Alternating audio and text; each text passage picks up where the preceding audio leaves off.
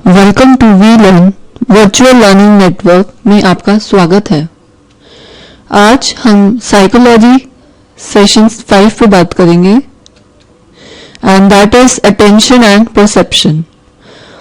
Now the topics to be covered in this session are attention and its component processes, creating a world of reality, that is perception, perception of shape, the determinants of figure, ground, organization and illusions.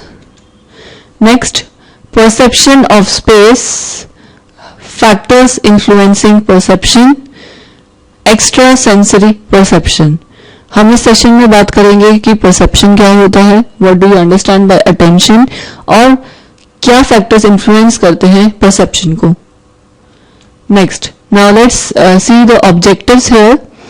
After studying this lesson you will be able to explain the nature and functions of attention, describe the process of perception, explain perception of shape and illusions, understand the problem of space perception and clues used in it. यहाँ पर हम बात करेंगे attention क्या nature है उसका, functions क्या है उसके अलावा हम बात करेंगे यहाँ पर perception की क्या processes हैं, और perception of shape क्या है, और illusions क्या होते हैं, और क्या problems हमें आती हैं space perception में, और उस problem से हम कैसे बाहर निकल सकते हैं। Then describe the factors influencing perception. Describe extrasensory perception. Now, let's talk about attention and its component processes. यहाँ पर हम बात करें attention की और उनके क्या functions हैं। Various functions of attention are, first is alerting function, कि आप में attention create करना, आपको alert कर देना। Like attention in this sense refers to a state of focused awareness with readiness to respond, कि एकदम से बिल्कुल रेडी है, हम प्रिपेयर्ड रहें कि हम आंसर करें। जैसे सपोज आप इंटरव्यू के लिए जाते हो, वहां पर क्या होता है कि आपको बिल्कुल अलर्ट रहना पड़ता है, हर एक क्वेश्चन को अंडरस्टैंड करने की जरूरत पड़ती है कि सामने वाले ने क्या क्वेश्चन पुटअप किया है और हमें उसका क्या आंसर देना है। हमें उस टाइम पे अलर्ट रहना पड़ता है कि हमें उतना ही बोलना है, लिमिटेड बोलना है, अनलिमिटेड नहीं बोलना है, और रेलेवेंट पॉइंट्स ही एड अप करने हैं। अब यहाँ पर आप देखिए example is given one. For example, when the teacher asked the student in the classroom to pay attention to what he is teaching, it means that the student can voluntarily create conditions that prepare him or her to be receptive and alert in the class. Suppose कि teacher classroom में है and she is teaching to the students, और वहां पर वो student को कहते हैं कि प्लीज आप ध्यान दीजिए यहाँ पर और be attentive in the class. Suppose अगर वो बात कर रहा है अपनी फ्रेंड से या अपने क्लासमेट से, तो बिल्कुल अलर्ट हो जाता है और उसको फिर ये लगता है कि नहीं, हमें अलर्टली जो है वो सुनना है जो टीचर हमें कह रहे हैं।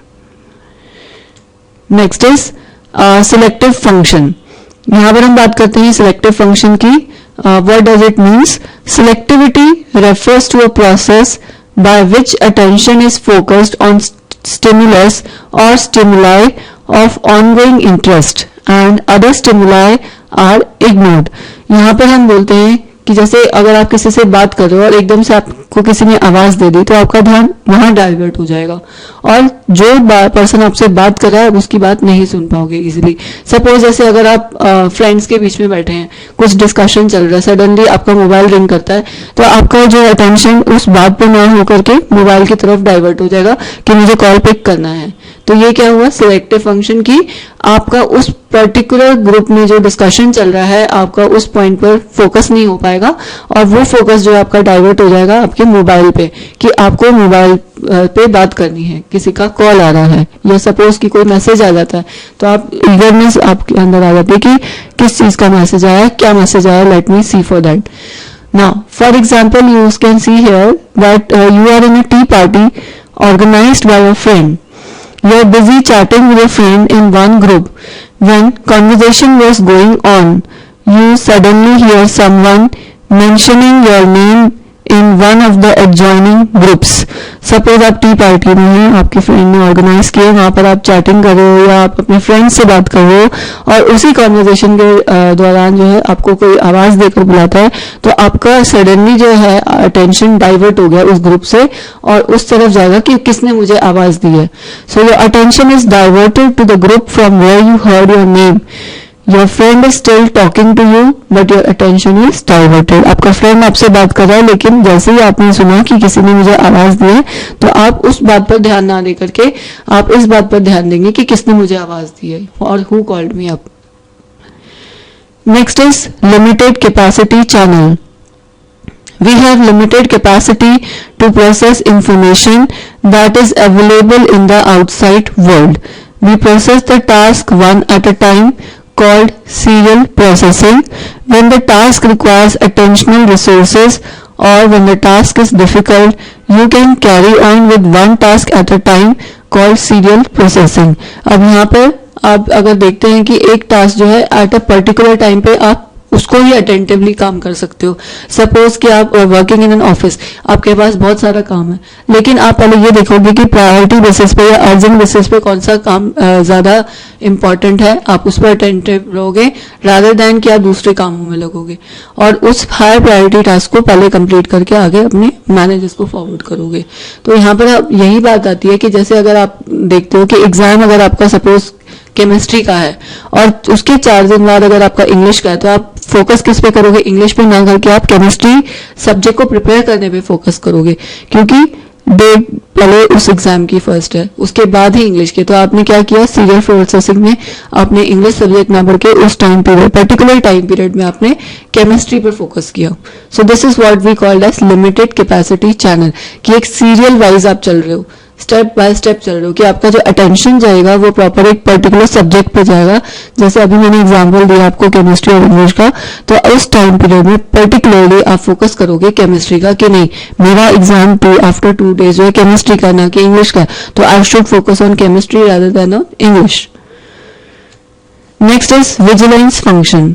Maintaining attention on a task continuously for some time, like looking at the radar screen, is called vigilance or sustained attention. जब आप properly focus करते हो किसी चीज को, continuously देखते हो, and like looking at the radar screen, या अगर आप टीवी देख रहे हो तो आप particularly उस सीरियल में इन्वॉल्व हो चुके हो कि इसके बाद क्या सीक्वेंस आएगा या इसके बाद अब क्या होने वाला है, you are very much interested in that particular thing. तो वहां पर क्या है कि कंटिन्यूअसली आपका जो अटेंशन है उस पर्टिकुलर टास्क के ऊपर है. या अगर सपोज आप किसी प्रोजेक्ट पे वर्क कर रहे हो, तो उस टाइम पे आप अगर कंप्यूटर पे you are working on it, तो आपका प्रॉपर फोकस उसी पे जाएगा रादर देन किसी और चीज पे. तो दैट इज कॉल्ड कॉन्सेंट्रेशन और you are very much involve in that particular thing. Now, next is creating a world of reality, that is perception.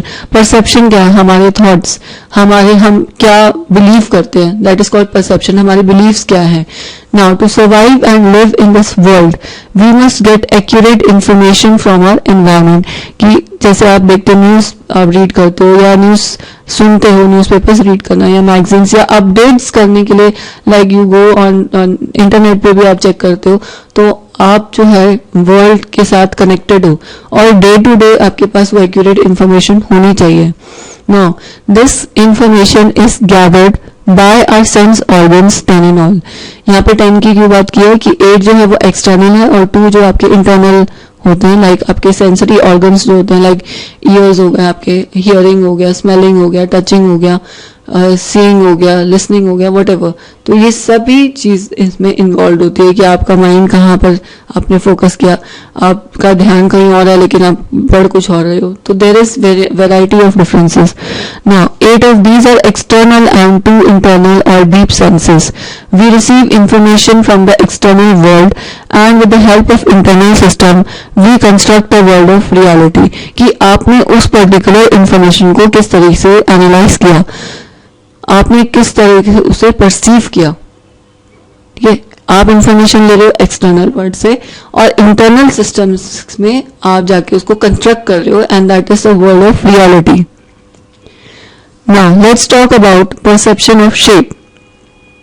Shape or form is defined as areas of visual field that are set of from the rest of the field by visible contour. अब एक particular shape या form क्या होती है, that is a visual perspective, visual aspect. अगर आप उसको नहीं कंप्लीटली देख पा रहे हो तो इसका मतलब उस शेप, कई बार हम क्या होते हैं कंफ्यूज हो जाते हैं कि इस पर्टिकुलर ऑब्जेक्ट की क्या शेप हो सकती है।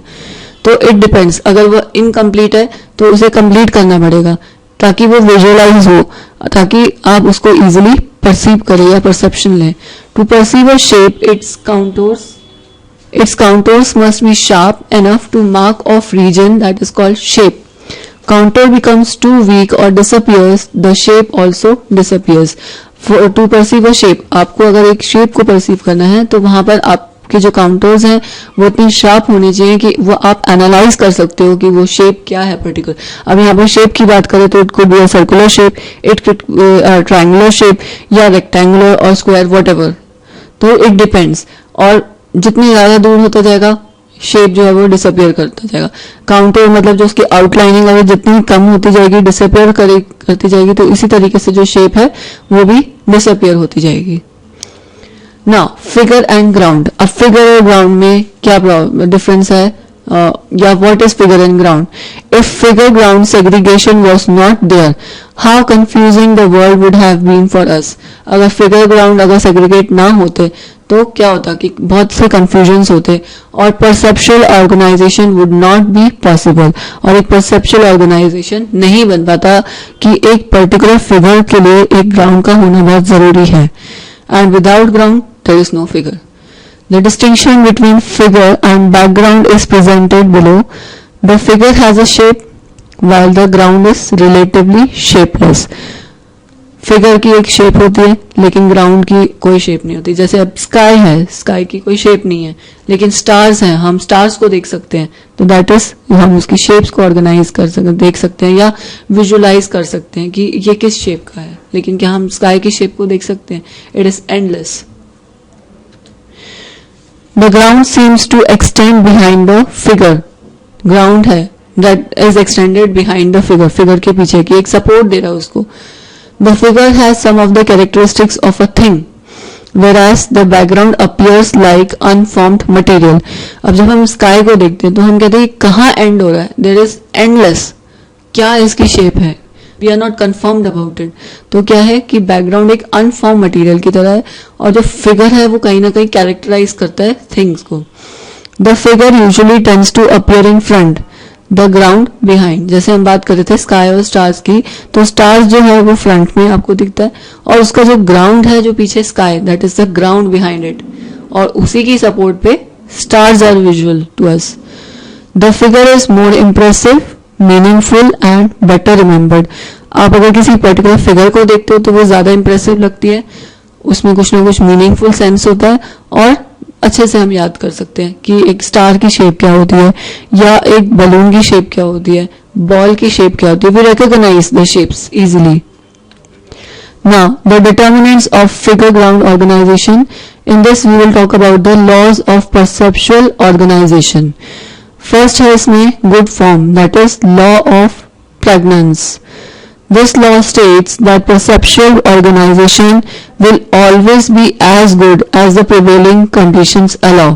कि हम पॉजिटिवली सोच रहे हैं कि कुछ भी प्रॉब्लम हो, कुछ भी कंडीशंस हो किसी भी तरीके की, लेकिन हम जो है उसको अच्छा ही लेकर चलते हैं कि ये लॉ स्टेट करता है कि good form, everything is going easy, everything is positive, everything is very nice. Next is proximity. All the stimuli that occur together in space or time will be organized together. कि proper हमने time organize किया, एक space particularly उसको मिली, that is called proximity. And these two are combined, like space and time. These both are organized well together. Then is similarity. Other things being equal, elements which are similar in structure और have common characteristics will be grouped together. जब हम बात करते हैं like cone shaped की, तो cone shape में हमें एकदम से याद आता है ice cream.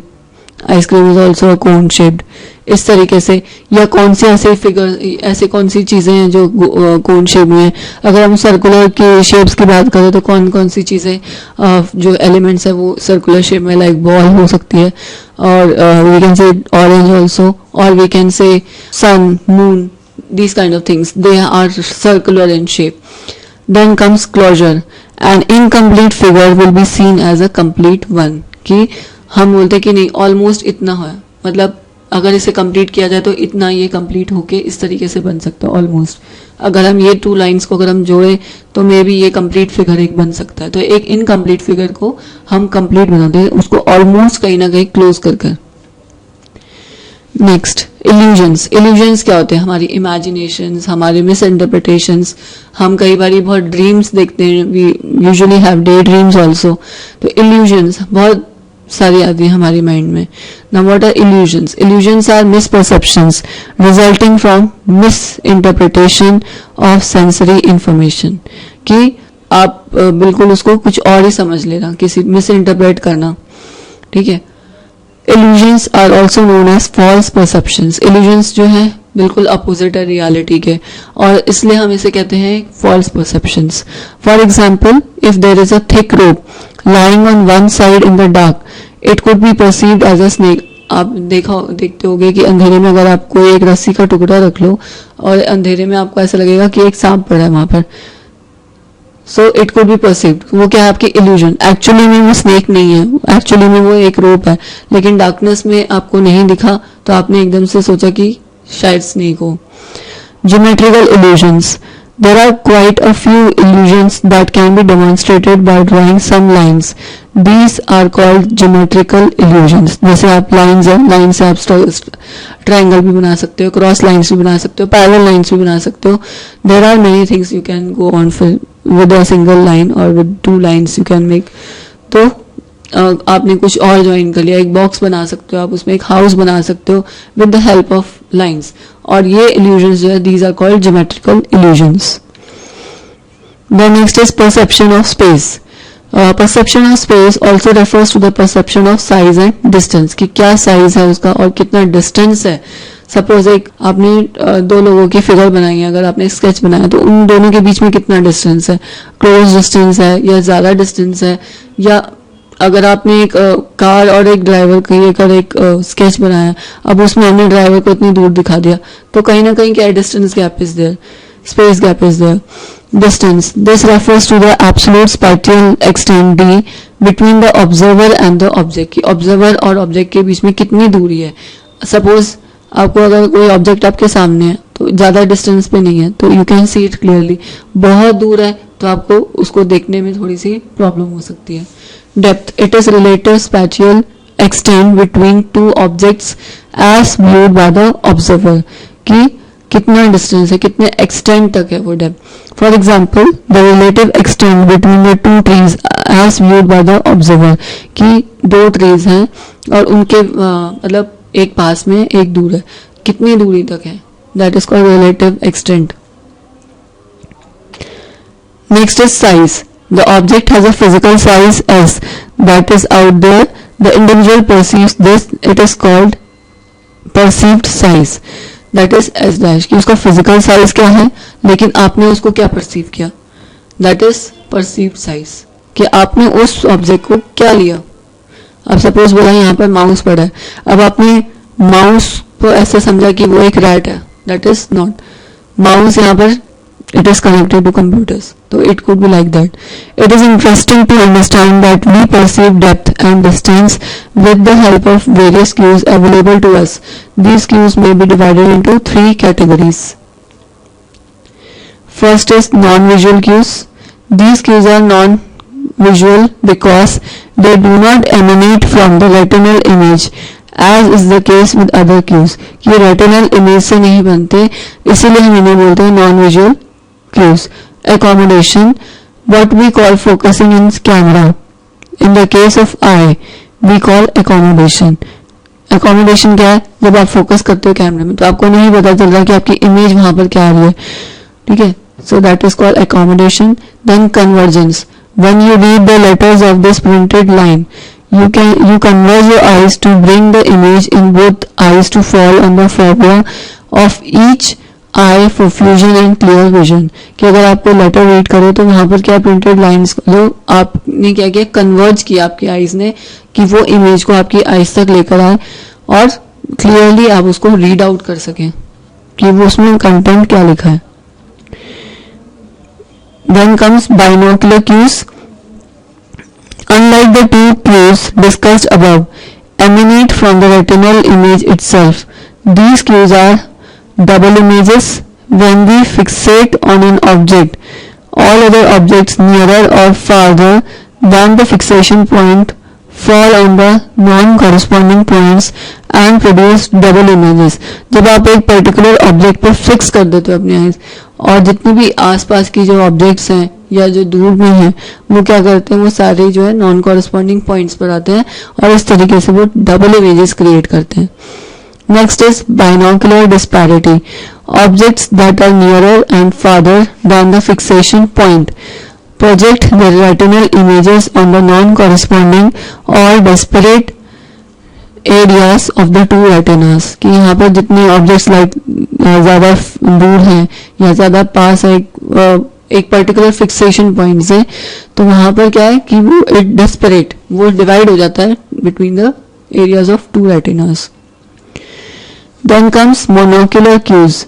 These are also called pictorial cues because they include the kind of depth information founding in the photographs and paintings. जैसे आप एक पर्टिकुलर पेंटिंग को देखते हो, मॉडर्न आर्ट पेंटिंग है, तो आप उसमें एनालाइज करते हो, आप सोचते हो कि इस पिक्चर में क्या बताना चाह रहा है, ये इस फोटो को देख के क्या लगता है, आप एनालाइज करते हो इस चीज को. These cues are interposition. When an object partially blocks another object, the object blocked is perceived farther away than the object blocking it.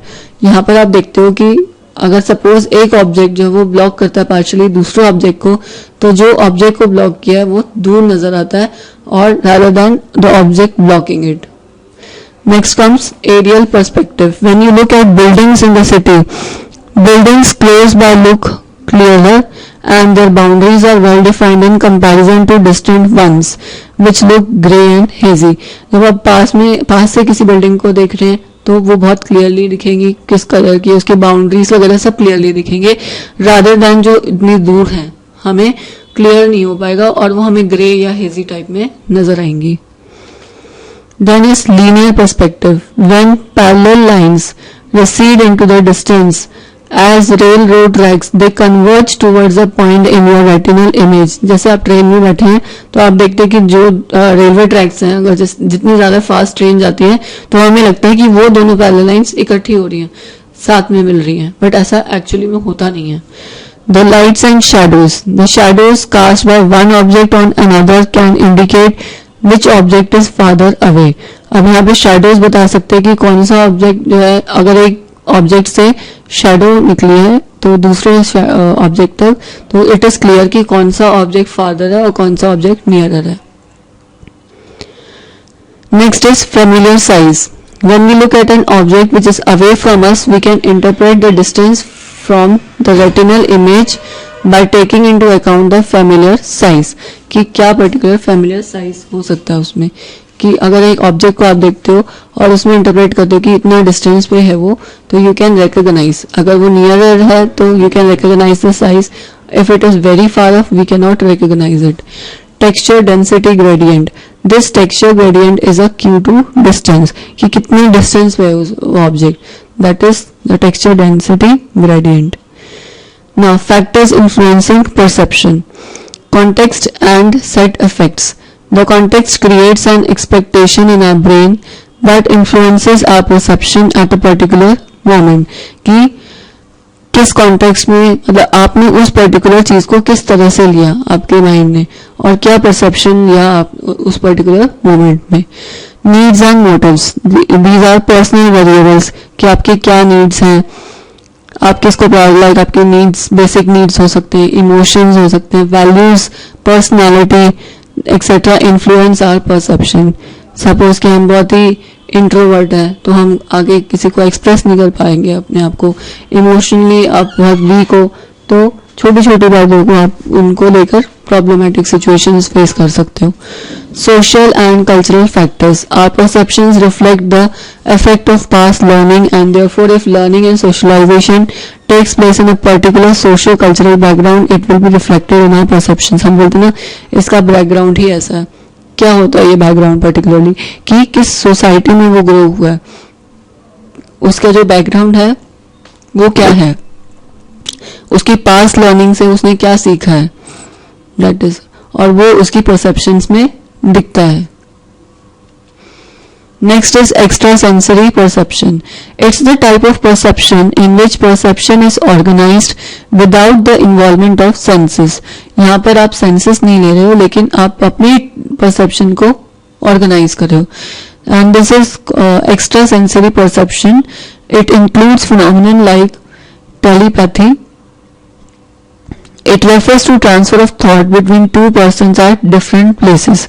Telepathy के थ्रू कि आप अपना जो थॉट है ट्रांसफर कर रहे हो, मतलब दो लोगों के बीच में there is a transference. Then is clairvoyance, perceiving objects and events without the involvement of senses, कि आप परसीव करो किसी ऑब्जेक्ट को, इवेंट को, जिसमें कि आप जो है सेंसेस को इन्वॉल्व नहीं कर रहे. Telekinesis, controlling objects without touching them, कि आप बिना टच किए ही उनको कंट्रोल कर देना अपने हाथ में. Now this is a small exercise for you, that is do it yourself. What are the main functions of attention? आपको इसमें ये functions बताने attention की, attention होता क्या है और उसकी जो functions है जो हमने starting में पढ़े थे उसको elaborate करना है. Next is describe the laws of perceptual organization. Then discuss the non-visual cues of space perception. ये क्या नॉन विजुअल क्यूज है स्पेस परसेप्शन में. और उस last is describe the factors that influence perception, कि कौन कौन से ऐसे फैक्टर्स हैं जो परसेप्शन को इन्फ्लुएंस करते हैं. Thank you.